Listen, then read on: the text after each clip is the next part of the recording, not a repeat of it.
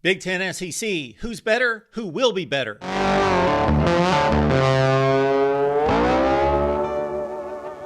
We are here at the Voice of College Football, breaking down the game we all love each and every day with you. Best discussion, debate, and analysis. Let's get into it. These are the two giants. They are the Power Two, as it's being referred to now. The Big Ten and the SEC. They own the most talent on the field. They produce the best results. They also have the best recruiting.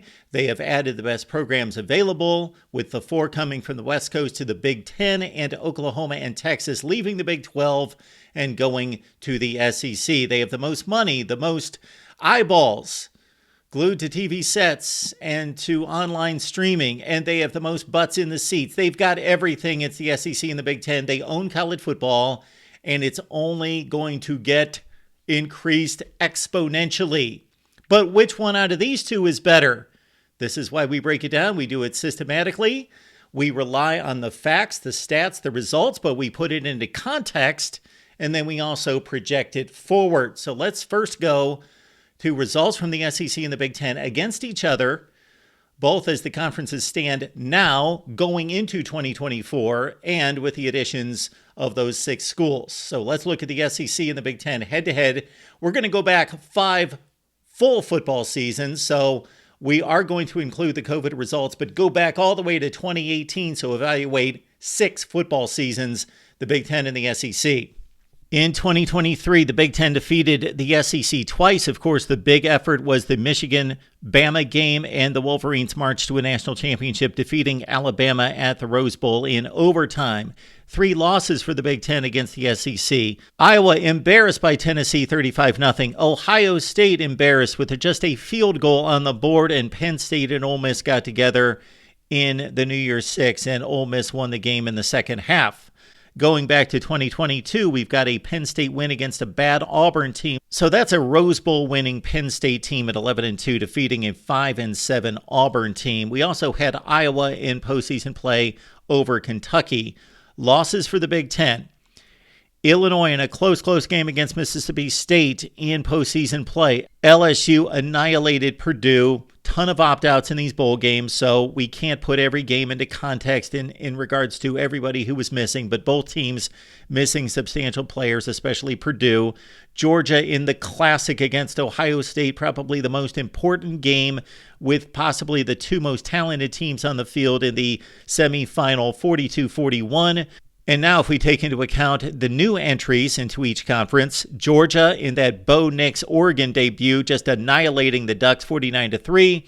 A marginal 6-7 Oklahoma team dominated Nebraska 49-14. Take it back to 2021 and that classic Music City Bowl, Purdue 48-45 in a controversial thriller over the Vols. Penn State beat Auburn, UCLA over LSU as we bring in the Pac-12 factor. On the SEC side, you've got Arkansas in a bowl game win over Penn State. Kentucky beat Iowa. Georgia in the national semifinal killed Michigan 34-11. Oklahoma over Nebraska. So this is an 11-2 Oklahoma team against a 3-9 Nebraska team. So take that into context, and Oklahoma barely won that game by 1 score. In 2020, of course, there were few matchups because of the pandemic. Northwestern beat Auburn in the Outback Bowl for a Big Ten win.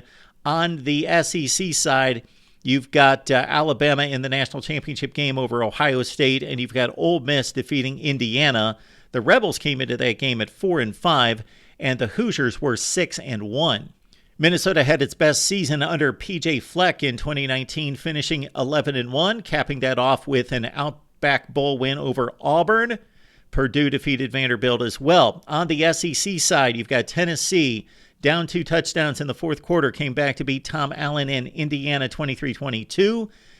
Bama beat Michigan in the Citrus Bowl, and you've got Auburn over Oregon on the last play of the game as Bo Nix 1-1 for the Auburn Tigers over his new team, Oregon. Back to 2018, Iowa with a win against Mississippi State in postseason play. Maryland with the upset of Texas on the opening weekend. On the SEC side, it was Kentucky over Penn State. It was Auburn over Purdue in a huge way by 7 touchdowns in the Outback Bowl. Mizzou nipped Purdue 40-37, Florida over Michigan in the Peach Bowl, and Auburn with a win on opening weekend against Washington in a close football game. If we add it all up, the SEC has defeated the current Big Ten teams 17-10. If you factor in the new additions from the Pac-12 and Oklahoma, Texas, then the count goes SEC 22, Big Ten 12. So decided for the SEC since 2018. Now let's look at postseason play. And despite Michigan's national championship in 2023, we know which way this is going to go as well. We have looked at the bowl results between the two conferences. Let's just look at the college football playoff and see that the SEC is 9-2 since 2018. The losses, Alabama against Clemson in the 18 national championship game, and then Alabama in overtime against Michigan in this last season's Rose Bowl.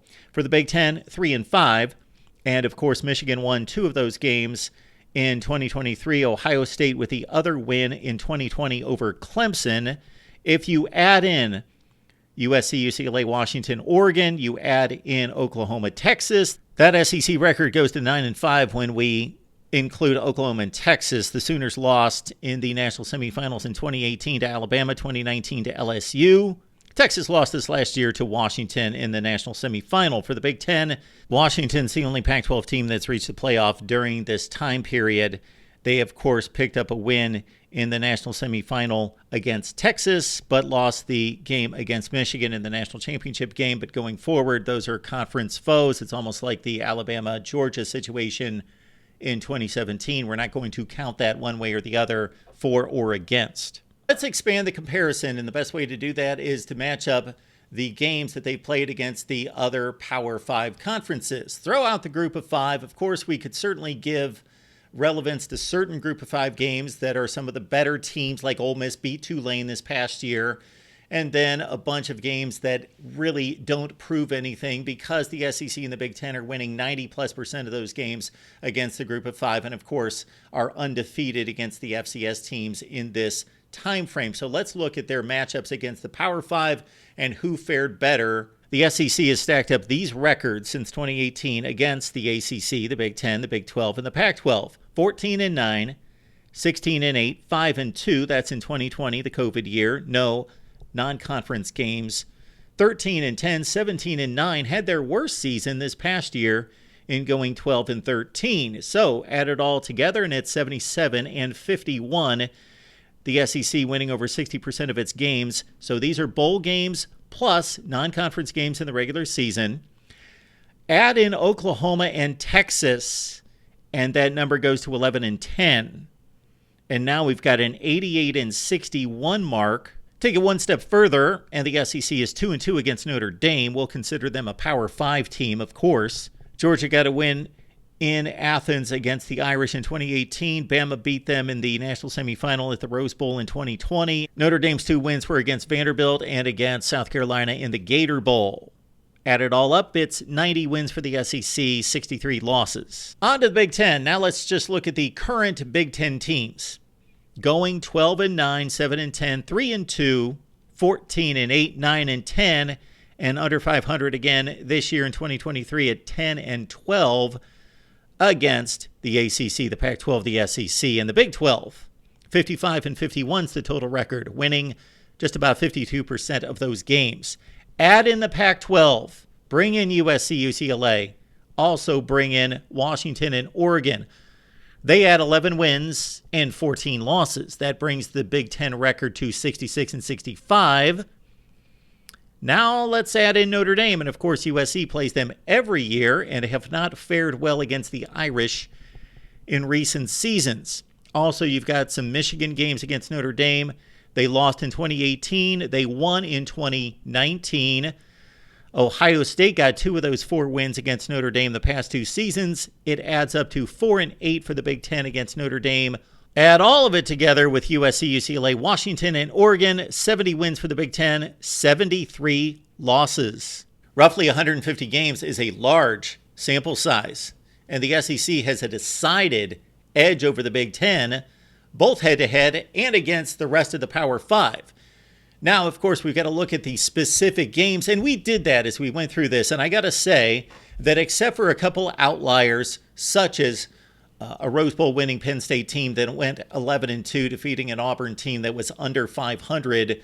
Almost all of these matchups are like-seeded games. A ton of them played in the postseason, of course, so you're going to have like-seeded teams matched up in bowl games. Now, we're not going to go through the opt-out situation for every team. That generally worked itself out as well. Either the result was not that relevant because so many stars opted out, or they had equal amounts of opt-outs on each side. So if you really sift through it, the numbers are extremely accurate, and there were like-seeded contests across the board. Even the non-conference games were best playing best most of the time, and the marginal teams playing the marginal teams. So that 22-12 advantage, or 17-10, if you take the current SEC and Big Ten teams, 2023 going backward, that is substantial, it's relevant, it's valid, and also the 60-plus winning percentage against the under 50% mark for the Big Ten through about 150 games. So right now the SEC is better than the Big Ten. Let's look at this a few other ways. Let's seed the conferences going forward. I know you're not necessarily going to agree with my seedings. They can't be perfect. Everybody's going to have a difference in opinion. We could go strictly by the seedings of the conferences this past season and say, for example, in the Big Ten, Michigan's number one, they won the national championship. Then we would say that Washington's number two because they made it to the national championship game. But do we really expect Washington to be the second seed in the Big Ten going forward? No. So we are going to give it our analysis and seed the teams as we believe that they stand right now going into 2024. And let's see what the matchups look like and just give it a look as to what you think would happen in these matchups in 2024. The top seeds are Ohio State and Georgia. The number two seeds, Michigan and Texas. I still gave Michigan the nod despite losing the talent that they did off this national championship winning team over Oregon. Ducks with the 3 seed against Alabama. We've got a Penn State matchup against LSU as the 4 seeds. We've got USC and Ole Miss. We also have Washington and Tennessee in those 6 slots. Some interesting matchups on down the line with Iowa against Oklahoma, Wisconsin, Missouri, Maryland, Texas A&M. The 10 seeds are UCLA and Kentucky. At number 11, I'm going Northwestern and Auburn. The 12 seeds are Nebraska and Florida. Rutgers and South Carolina at 13, Minnesota and Mississippi State at 14, Michigan State, Arkansas at 15, Illinois, Vandy at 16. Okay, of course, the one issue is obviously that the Big Ten has 18 teams and the SEC has 16, so you got Purdue and Indiana just bringing up the bottom. So the fairest way to do it, if you were truly matching up all these teams and they were going to play games, would be to take out the 2 middle teams from the Big Ten and then seed them again and match them up. But that gives you a pretty strong indication as to what these matchups would look like, seed versus comparable seed. Now let's give the numbers and the seeding some context and perspective. The surest thing in college football over the last 15 years has been Nick Saban and Alabama. Well, Nick Saban's gone. Alabama, I believe, is going to continue to be a really good football program and maybe elite. Maybe vying for national championships. Kalen DeBoer certainly did that this past season at Washington. Maybe he can continue that at Alabama, but that is a wild card X factor, and Bama is not as certain as it's been in the past. The surest thing in college football right now is Georgia. They're recruiting out of their minds. Kirby Smart has proven to be a great game coach, great program builder. He has taken what Mark Richt has given him, and the results speak for themselves. Back-to-back national championships and possibly the best team in college football last season. Georgia is the standard in college football right now. Even though Michigan's the national champion, Georgia, over the past 6-7 football seasons, going back to 2017, has been elite. Well, the second surest thing in college football is Ohio State. They have generally been elite forever, and certainly over the last 20 years, even though they've had a couple coaching changes, 3 different coaches. Ryan Day is winning 90% of his games, and Ohio State's Ohio State. They're recruiting at the Georgia level and bringing in that kind of talent and primed for a big 2023 season. 11-2 is a down season for Ohio State. This program put it in this way. Since the probation year of 2011, going back 12 football seasons, They've gone 10-2 twice. Those are their two worst regular seasons. All the other seasons, 11-1 or 12-0. So they're number 2. And then we've got a situation where a lot of programs could be elite, but it's not as certain as those two. Michigan, of course, just won a national championship, but they lost their head coach who built the program. They lost a ton of talent. And outside of peaking the last 3 seasons and going all the way back to 1997, they have been in that 9-3 territory in good times, more times than not. We've got Penn State in the Big Ten, of course. Now, they're going to be really good and continue to win 10, 11 games overall. However, are they winning big games? Are they going to compete for championships on the national level? Well, James Franklin has yet to prove that, and he's not getting over the hump in the Big Ten, and now he's got a tougher Big Ten to deal with. So Penn State's in that holding spot. Oregon seems primed to take the next elevation and could possibly be an elite program. So if we stick to the elites, Georgia, Ohio State are the most certain. Alabama's right there. Oregon looks to be in really good shape. Dan Lanning's maturing, getting better as a head coach. We would expect him to take all the great qualities he's brought to this program and improve as a game manager and continue to build the Oregon program. But the challenge is huge in the Big Ten, of course. In the SEC, you've got programs like LSU. They have proven time and time again that they can elevate to national championship standards. They're a top 5 to 10 talent program in America. They're going to continue to be strong. Texas is probably the second or third best program in the SEC. Now, Sark proved it last year. He got them to the playoff. They were outstanding. They look to be great going forward, but he's only done it one season, and he underachieved at Washington and USC. But Texas looks to be back. We've heard that before, but they broke through and did it this past season. Oklahoma, of course, ruled the Big 12 when Texas was down. Brent Venables doing a nice job. They're recruiting in the top 5 to 10, and they should be able to reclaim that position, albeit against tougher schedules in the SEC. And then you just have a glut of teams in the SEC that are capable of elevating. Ole Miss is obviously on a great trajectory right now. They just won a big bowl game to finish 11-2. Recruiting and the transfer portal have been outstanding for Lane Kiffin, but Ole Miss doesn't traditionally win. We don't see them as that kind of program because they haven't been that since the 1960s. Tennessee has. They won a national championship in 1998. Josh Heupel seems to have them in a good place. Florida, Auburn, Texas A&M all have tremendous potential. Florida and Auburn have won national championships in recent years. Texas A&M, of course, has that great recruiting base, and they brought in Mike Elko, who looks to be an outstanding coach and has been certainly during his tenure at Duke. Mizzou elevated to 11-2. Can they continue that? Well, that's kind of difficult to forecast, but Eli Drinkwitz had that one breakout season, kind of like Steve Sarkisian, one big year. And then the SEC also has this group of teams that all can be good. Everyone in the conference outside of Vanderbilt can be good, and I mean top 15 to 25 good. Arkansas, South Carolina, Kentucky, Mississippi State, all those teams have won 9 and 10 football games in the past 5 or 10, 15 years and have been that type of program, not to win championships, but to be really good. Everybody in the SEC can be good outside of Vandy. Now let's get back to our list with the Big Ten because we need to get to one particular school that could really make or break the fortunes of the Big Ten at the highest level, and that's USC. And while Ohio State has been the most consistently elite program over the last 20 years, the last 50 years, and in some ways in the history of college football, USC at its best, meaning John McKay, John Robinson, Pete Carroll, almost can't be touched.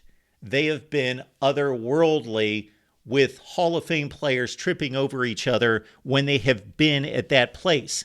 Even if you look at Clay Helton's tenure over much of the last 10 years, USC still has a better record than most people would give them credit for post Pete Carroll. They've been basically a top 25 program over the last 10 years. Well, they need to be better than that, of course.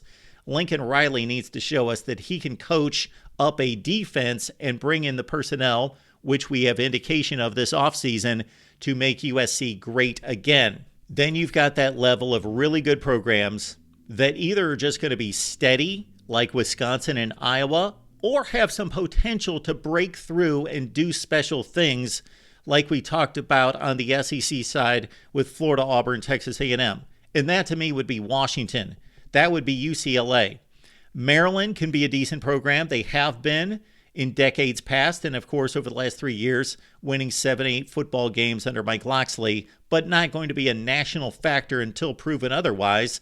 Michigan State, Mark D'Antonio proved that he can win on the national level, finish in the top 5 to 10 in the country. But right now, Michigan State needs a lot of work, but they've got a great guy in place with Jonathan Smith. So when we size it all up, this is how I see it. Ohio State has that elite position.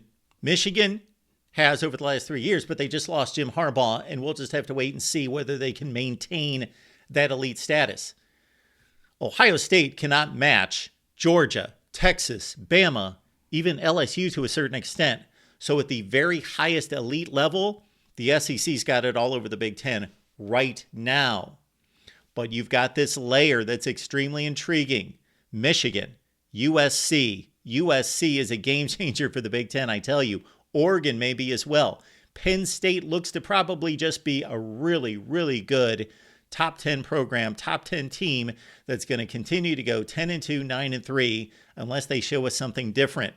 So at the elite level, it's the SEC. At that next level of consistently 9-3, 10-2, could pop up and contend for a national championship, that Oregon, Penn State, USC level right in there seems to have it over the SEC. But then if you get into quality depth, a lot of depth of 7-5, 8-4, 9-3, and all that potential with Auburn, Florida, Texas A&M, Tennessee, the SEC is just flat out better.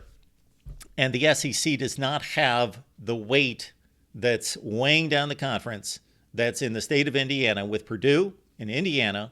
Rutgers, Greg Schiano doing a great job, 7-6, but they're never going to be a factor. Illinois is never going to be a factor. Northwestern, David Braun was exceptional this past year, did an amazing job. They are never going to be a factor. Iowa, Wisconsin, they're in a certain category where we can count on them, but are they going to contend for national championships? No. Even at the very bottom of the SEC, which of course is Vandy, take them out of the mix. They are the equivalent of whoever, Indiana, even worse in the SEC. So the SEC is the worst program out of the 34. But Arkansas can be good. South Carolina can be good. Kentucky can be good at any point. Mississippi State can be good. All those schools that I just mentioned have won 10 games in the last 10 years. You can't say that about all those schools I just mentioned in the Big Ten. You can't say that about any of them. So, the SEC has been the best conference in college football for 15 plus years. The Big Ten has generally been number 2. The ACC has popped up at times, the Pac-12 at times. But the Big Ten has generally been number 2 for 15 years. But there's been a gap on the surface at the time. I thought Oregon, Washington, USC, UCLA, yes, 4 is better than 2. But Oklahoma, Texas, added to what the SEC already has, the Big Ten needs to improve. I'm looking at USC. I'm looking at Penn State. And if there's going to be some reinforcements that come out of nowhere other than the obvious, Luke Fickell, get it done at Wisconsin. Those are the programs that the Big Ten needs to truly be on par with the SEC. The numbers speak for themselves, and I put it into context. Big Ten fans may not like it, but those are the facts. That's the truth, and that's reasonable, logical context about the results and spinning it forward. It's going to be a heck of a show to watch when these two conferences get together and battle it out on the field. Not that the Big Ten's not going to win its share of big games, big playoff games, championships, because this conference will. I have no doubt about that. But will they win more than the SEC? Not unless they kick it into gear at places like Happy Valley and Los Angeles. Your thoughts down below in the comments section. Please like the video, subscribe. We're killing it here at the Voice of College Football only because of your contribution. We enjoy hearing from you. Give me a call on the next call-in show, and we'll talk up the game we all love right here at the Voice of College Football.